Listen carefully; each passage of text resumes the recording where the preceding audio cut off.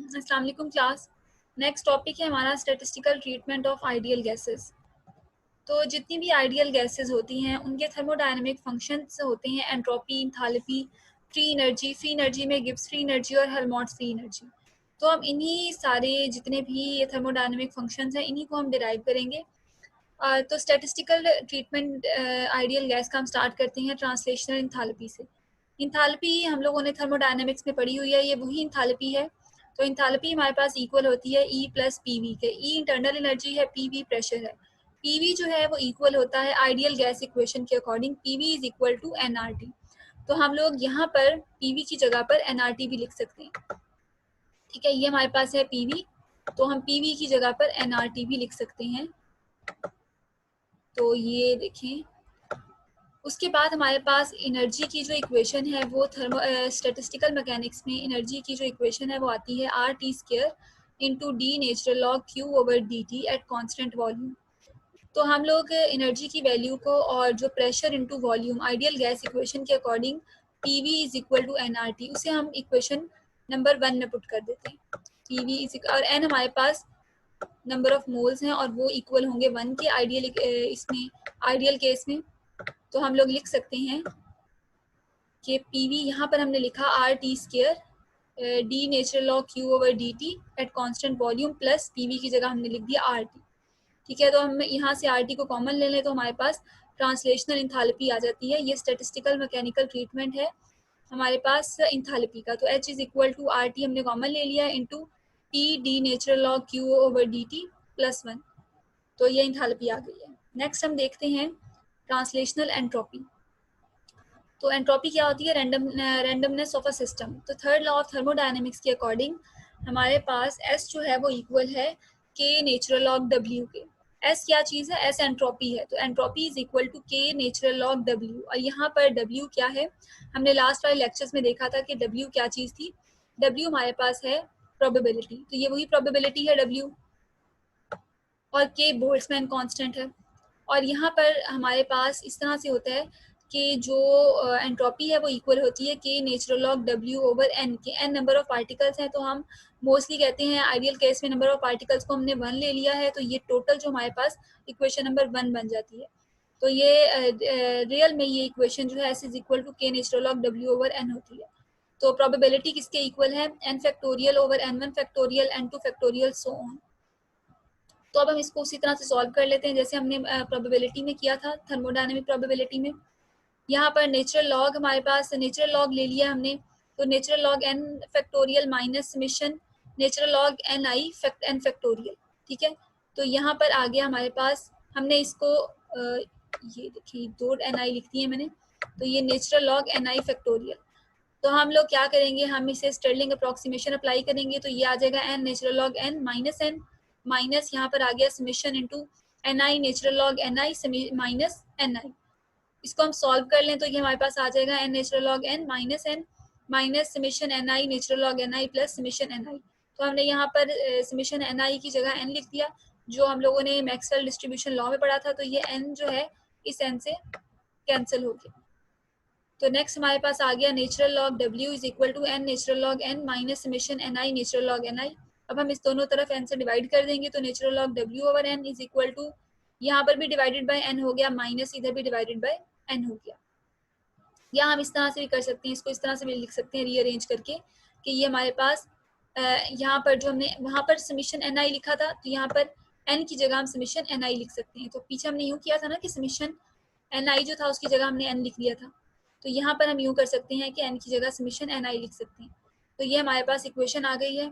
तो नेक्स्ट हम यूँ करते हैं कि यहाँ पे इक्वेशन नंबर जो ये देखें लास्ट में हमने देखा था यहाँ पर, ठीक है, हम इक्वेशन नंबर 1 में ये वाली वैल्यू पुट कर देते हैं। ठीक है, नेचुरल लॉग ये जो हमारे पास आई है यहाँ पर देखिए ये वाली इक्वेशन, इसे इक्वेशन ए कह लें, तो ये वाली इक्वेशन जो है हम इक्वेशन नंबर 1 में पुट कर देते हैं।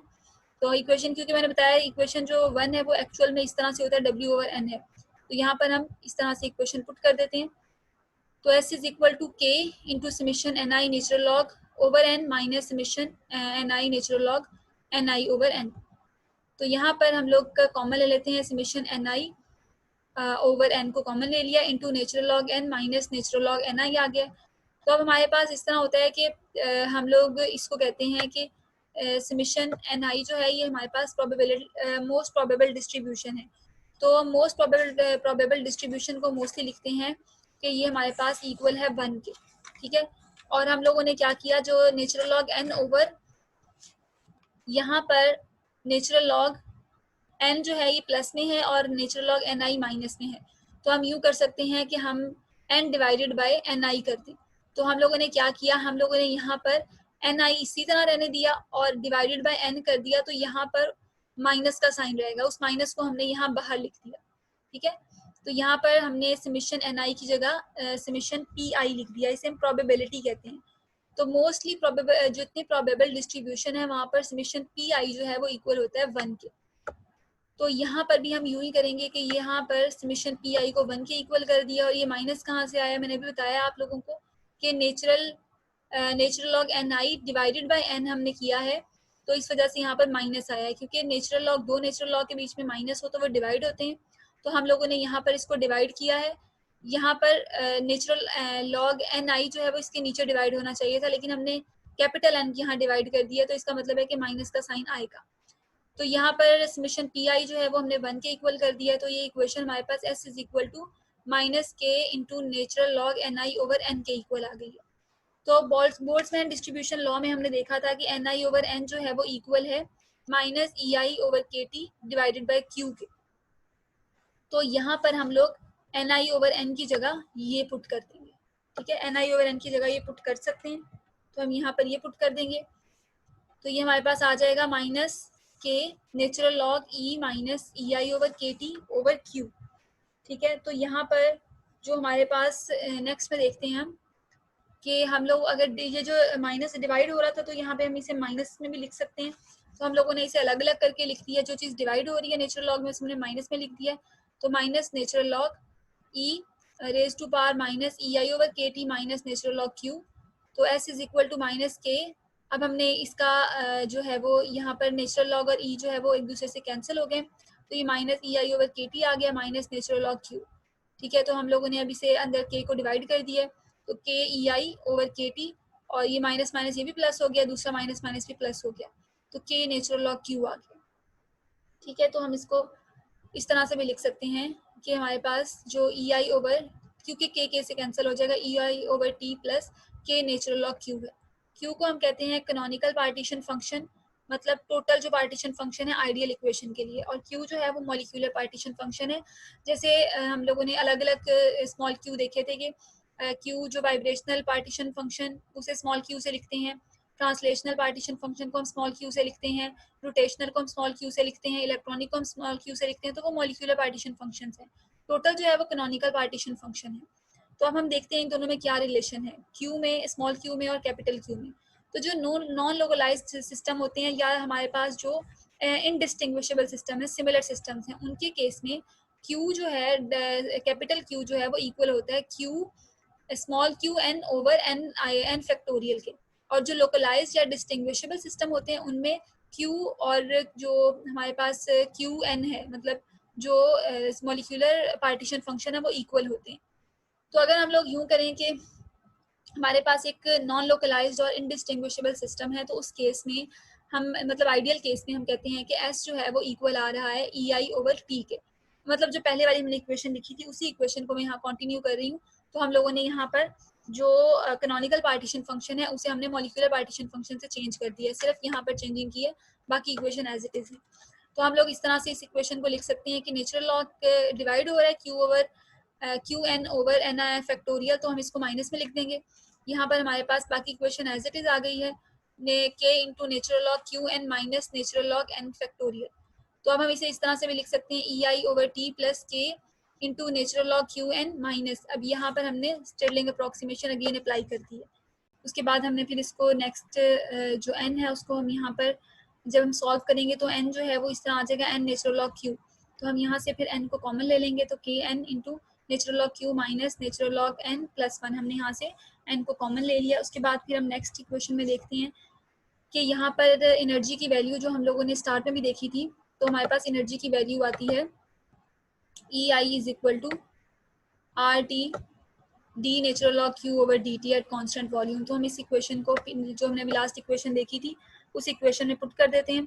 तो वहाँ पर हमारे पास energy E I over T था, तो हम टी को इस तरफ ले आए, ये देखें टी एस हो गया, जो एनर्जी के नीचे डिवाइड हो रहा था ई आई ओवर टी था। तो यहाँ पर बाकी हमने R T square into D natural log Q over D T, और साथ में प्लस हमने R natural log Q over N plus 1, मतलब हमने सारी इक्वेशन, इस इक्वेशन में ये एनर्जी की वैल्यू पुट कर दी है।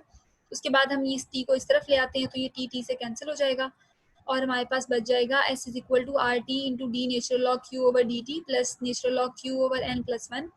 उसके बाद हम लोग यहाँ पर इसको इस तरह से भी हम लिख सकते हैं कि क्योंकि ये वाला टी जो है ये हमारे पास इस इक्वेशन के साथ मल्टीप्लाई हो रहा था, यहाँ पर देखिए तो ये इसी इक्वेशन के साथ मल्टीप्लाई हो रहा है, ये ओवरऑल इन सब के साथ नहीं हो रहा।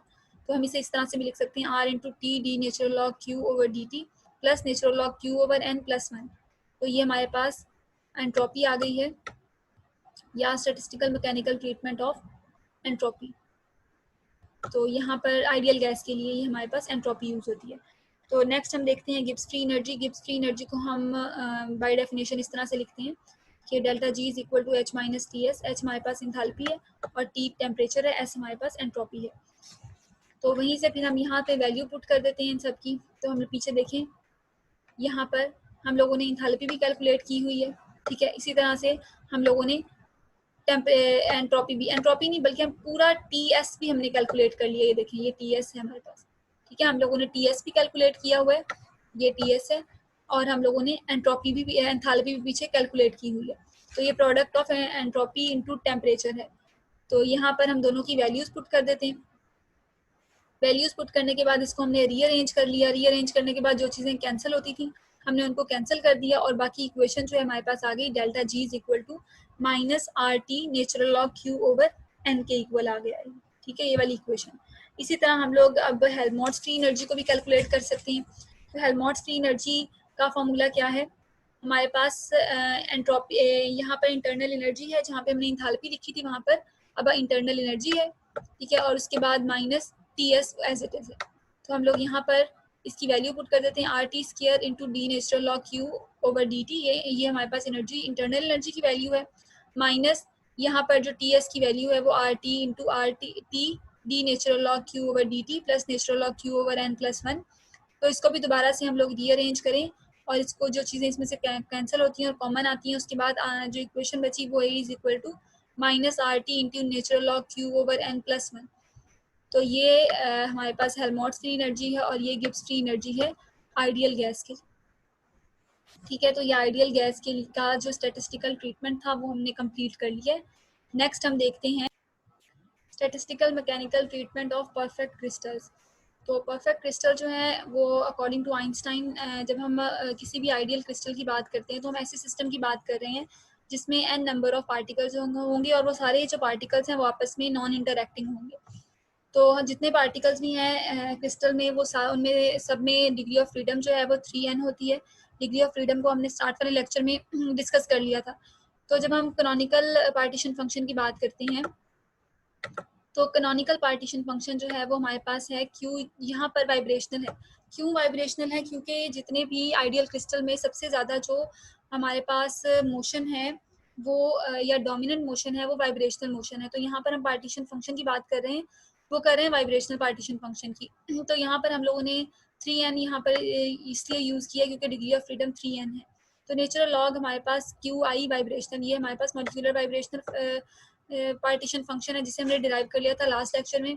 तो ये Q vibrational is equal to e minus H nu over 2 के टी है, इंटू 1/1 माइनस ई माइनस एच न्यू ओवर के टी।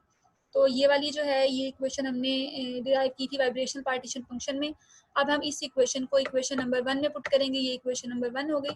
तो इक्वेशन नंबर 1 में हमने पुट किया, तो यहाँ पर हम लोगों ने अभी इक्वेशन नंबर 1 में पुट किया, तो ये हमारे पास नेक्स्ट इक्वेशन आ गई, natural log Q vibrational is equal to -3 natural log into e minus H nu over 2 के टी इंटू 1/1 माइनस ई माइनस एच न्यू ओवर के टी के। तो यहाँ पर हम लोगों ने 3n इंटू नेचुरल लॉग को अंदर मल्टीप्लाई कर दिया, मतलब हमने इसको सॉल्व कर लिया। तो ये हमारे पास कुछ इस तरह की इक्वेशन आ गई है, 3n natural log E minus H nu over 2 के T minus 3 natural log into 1 minus ई माइनस एच न्यू ओवर के टी के इक्वल आ गए हैं। तो हम लोगों ने यहाँ पर जो नेचुरल लॉग और एंटी लॉग है इसे आपस में कैंसिल कर दिया। बाकी हमारे पास जो इक्वेशन रह गई वो -3n/h/2 kT। ये माइनस जो है ये इसका h/nu वाले का माइनस था, यहाँ पर माइनस हमने देखा था, इधर माइनस है। तो ये -3n into natural log into -1 minus ई माइनस h/nu/kT के इक्वल आ गया। अब हम लोगों ने जब स्टेटिस्टिकल मैकेनिकल ट्रीटमेंट करना होता है तो हमने जो परफेक्ट क्रिस्टल्स हैं उनकी हमने इंथैल्पी को कैलकुलेट करना होता है। तो उसकी एंथैल्पी को कैलकुलेट करके फिर हमने जो इसका पार्टीशन फंक्शन होगा वहां पर हमने वो पुट कर देना। तो हम लोगों ने लास्ट टाइम देखा था कि h/k जो था वो करेक्टरिस्टिक आइंस्टाइन टेम्परेचर के इक्वल था। ठीक है, तो ये वही करेक्टरिस्टिक आइंस्टाइन टेम्परेचर है। हम लोग क्या करेंगे, हम इस थीटा ई को पुट कर देंगे पीछे वाली इक्वेशन में जो लास्ट इक्वेशन थी। तो यहाँ पर जो इक्वेशन है natural log Q vibrational is equal to -3n, यहाँ पर हम लोगों ने करेक्टरिस्टिक टेम्परेचर को पुट कर दिया over 2t -3n natural log into 1 minus ई माइनस h/kT के इक्वल आ गया। अब हम लोग देखते हैं कि जो हमारे पास इंथैल्पी है वो किसके इक्वल थी, वो है H is equal to E plus P V के। तो यहाँ पर आइडियल केस है, तो यहाँ आइडियल केस में यहाँ हम प्रेशर और वॉल्यूम को 0 के इक्वल कर देंगे, या हम कहते हैं कि चेंज इन प्रेशर और चेंज इन वॉल्यूम 0 के इक्वल है। तो यहाँ पर हमारे पास जो E है वो ये एनर्जी है, इंटरनल एनर्जी, तो वो इक्वल है RT² into D natural of Q/QT के dt के। तो एनर्जी की वैल्यू पुट कर देते हैं हम लोग यहाँ पर, और उसके बाद जो चेंज इन प्रेशर और वॉल्यूम जो है वो 0 के इक्वल है। तो बाकी हमारे पास यहाँ पर क्यू वाइब्रेशनल की वैल्यू हमने कैलकुलेट की हुई है, हमने क्यू वाइब्रेशनल की वैल्यू को यहाँ पुट कर दिया, तो ये हमारे पास लास्ट इक्वेशन आ गई। और इसके इक्वेशन के थ्रू हम लोग कैलकुलेट कर सकते हैं किसी भी परफेक्ट क्रिस्टल में इंथैल्पी को। तो ये स्टैटिस्टिकल मैकेनिकल ट्रीटमेंट है परफेक्ट क्रिस्टल का।